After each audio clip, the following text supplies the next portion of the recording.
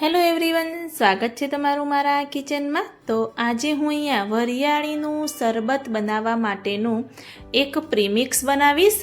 જે આ પ્રીમિક્સ છે એ તમે દૂધમાં પણ ઉપયોગ કરી શકશો અને પાણીમાં પણ ઉપયોગ કરી શકશો। એવું આપણે આજે પ્રીમિક્સ બનાવી અને રેડી કરીશું। તો ગરમીમાં વરિયાળીનું શરબત બનાવીને બધા પુષ્કળ પ્રમાણમાં પીતા હોય છે। આ જે શરબત છે એ શરીર માટે ખૂબ જ એવું ઠંડુ અને ગુણકારી ગણાય છે। તો જો તમે પણ આ રીતે એકવાર પ્રીમિક્સ બનાવી દીધું તો તમને પણ શરબત બનાવવામાં ખૂબ જ એવી સરળતા રહેશે। જો તમને મારો આ વિડીયો પસંદ આવે તો સ્કીપ કર્યા વગર એન્ડ સુધી જોતા રહેજો। તો આજે આપણે એક પરફેક્ટ માપ સાથે વરિયાળીનું પ્રીમિક્સ બનાવીશું। તો મેં અહીંયા એક વાડકી ભરી વરિયાળી લઈ લીધી છે અને વરિયાળીમાં બે જાત હોય છે, થોડી જાડી અને મોટી હોય છે અને આ રીતેની ઝીણી અને પતલી હોય છે। તો મેં અહીંયા આ પતલી અને એકદમ ગ્રીન કલરની ઝીણી એવી આવતી હોય છે વરિયાળી, એ લઈ લીધી છે। તમે કોઈ પણ વરિયાળીનો ઉપયોગ કરી શકો છો। તો હવે ગેસ ઓન કરી અને મેં અહીંયા જાડા તળિયાવાળી કઢાઈ રાખી દીધી છે અને એમાં આપણે વરિયાળી એડ કરી દઈશું। ગેસની ફ્લેમ એકદમ મીડિયમ રાખવાની છે, એ પણ ખાસ ધ્યાન રાખવાનું। વરિયાળીને આપણે એ પ્રોપર એવી શેકવાની નથી, થોડો એવો મોઇશ્ચરનો ભાગ દૂર થાય ત્યાં સુધી આપણે વરિયાળીને ગરમ જ કરવાની છે, એ પણ ખાસ ધ્યાન રાખવાનું। જો વધારે પડતી વરિયાળી શેકાઈ જશે તો જે વરિયાળીનો કલર છે એકદમ ચેન્જ થઈ જશે। તો આપણે જે પ્રીમિક્સ બનાવીશું એનો કલર પણ ગ્રીન નહીં આવે, થોડો એવો ચેન્જ થઈ જશે। વરિયાળી સરસ એવી ગરમ થઈ ગઈ છે તો ગેસની ફ્લેમ આ સમયે આપણે બંધ કરી દઈશું અને કઢાઈને ગેસ પર જ રાખીશું। એમાં મેં અહીંયા ગ્રીન એલચી, નાની જે એલચી આવે છે એ 10 નંગ લઈ લીધી છે। એ જ રીતે 10 નંગ કાળા મરી આખા એવા લઈ લીધા છે અને 1 ટેબલ સ્પૂન મેં અહીંયા ખસખસ લઈ લીધી છે।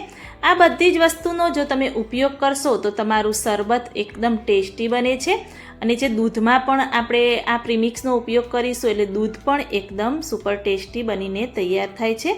તો આ બધું જ મિક્સ કરી ઇલાયચી, કાળા મરી બધું થોડું એવું અંદર ગરમ હશે, વરિયાળી એટલે ગરમ થશે અને બધું સરસ એવું શેકાઈ અને રેડી થશે।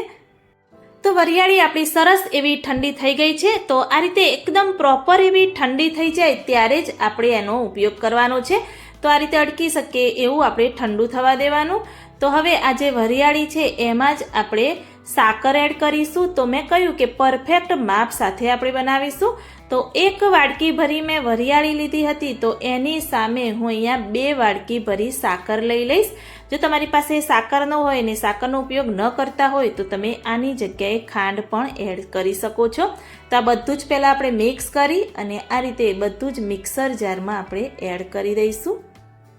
મિક્સર જારમાં એડ કરી ઢાંકણ બંધ કરી અને એકદમ ઝીણું એવો પાવડર જેવું આપણે પીસી અને દળી અને રેડી કરીશું। તો આ રીતે દળાઈ જાય એટલે મોટું એવું બાઉલ લઈ લેવાનું અને ચાળણી લઈ લેવાની અને ચાળી અને આપણે એનો ઉપયોગ કરવાનો। તો આ રીતે બધું ચાળીશું એટલે જે વરિયાળીના ટુકડા રહી ગયા હોય એ ઉપર રહી જશે। વરિયાળી અને સાકર બંને આપણા શરીર માટે ખૂબ જ ઠંડક આપતું હોય છે અને ગરમીમાં ખૂબ જ એવો એનો ઉપયોગ થતો હોય છે। તો આ રીતે બધું જ જે આપણે દળ્યું છે એ ચાળી લઈશું અને આ રીતે ઝીણા ઝીણા એવા ટુકડા વરિયાળીના રહી ગયા હોય એ ફરીથી ક્રશ કરી દળી અને આપણે એને ચાળી લેવાનું। તો આ રીતે તમે જોઈ શકો છો એકદમ સરસ એવું પ્રીમિક્સ આપણું બની અને રેડી થઈ ગયું છે। તો વરિયાળીનો કલર ગ્રીન હોય છે એટલે એકદમ આછો એવો ગ્રીન કલર પણ પ્રીમિક્સનો આવ્યો છે। તો મેં આ રીતે એક એરટાઇટ ડબ્બામાં ભરી દીધું છે। એરટાઇટ ડબ્બામાં ભરી અને તમે આખો ઉનાળો વાપરી શકો છો। તો આ જે પ્રીમિક્સ છે એ દૂધમાં જો તમારે બનાવવું હોય તો 1 ગ્લાસ દૂધમાં 1.5 ચમચી તમે મિક્સ કરી અને પી શકો છો અને એ જ રીતે પાણીમાં બનાવવું હોય તો પાણીમાં પણ 1 ગ્લાસમાં 1.5 ચમચી એડ કરી, લીંબુનો રસ એડ કરવો હોય તો એ પણ એડ કરી મિક્સ કરી અને તમે ઇન્સ્ટન્ટ એવું શરબત બનાવી શકો છો।